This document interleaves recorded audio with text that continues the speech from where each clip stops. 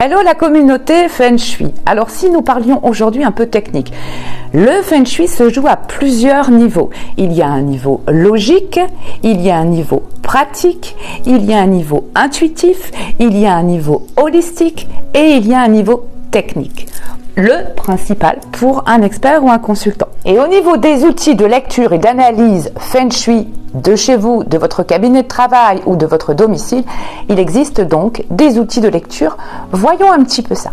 Donc tout consultant Feng Shui va se servir en fait d'une lecture-analyse des 4 animaux célestes. Symboliques bien sûr, la tortue, le dragon, le tigre et l'envol du phénix.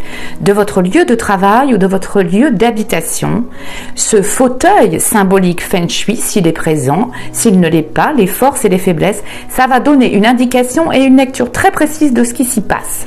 Le deuxième outil Feng Shui est donc ce qu'on appelle la boussole, nommée Luopan en technique, très mathématique, un peu trop technique, est utilisée aussi donc la boussole qui va en fait déterminer les orientations diverses de votre plan, de votre habitation et principalement celle de votre porte d'entrée qui sera déterminante pour la lecture. Le troisième outil de tout bon consultant est donc le bagua, cette fameuse grille de lecture, outil d'analyse d'un plan d'habitat ou d'une entreprise.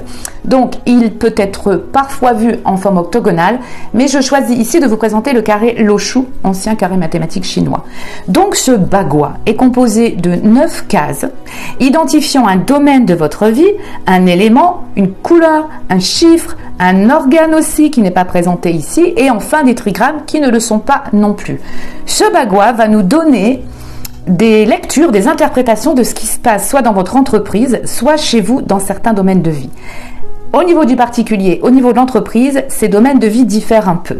Le bagua est ensuite posé sur le plan d'habitat.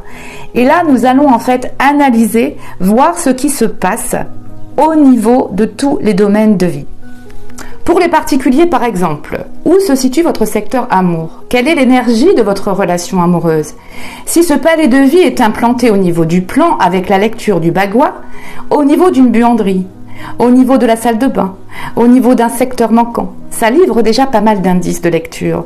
Pour les entreprises, si on reste sur ce secteur, comment se passent vos partenariats avec les fournisseurs, les prestataires, les banquiers, les financeurs?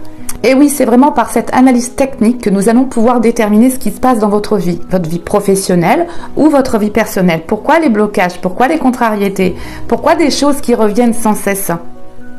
Et oui, et avant encore de corriger les faiblesses énergétiques que l'on peut voir, d'amplifier celles qui sont en force et d'appliquer les préceptes Feng Shui pour ça, il faut encore affiner avec ce que vont nous livrer les différents axes de vie fondamentaux sur le plan. C'est-à-dire, que dit de chez vous l'axe social par exemple, l'axe relationnel? Que dit votre axe familial, votre axe de la chance, votre axe de l'amour?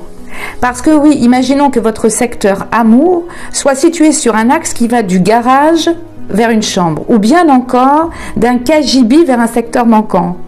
Il y a des clartés qui s'imposent et il faut encore interpréter ceci avant de mettre en place les préceptes Feng Shui.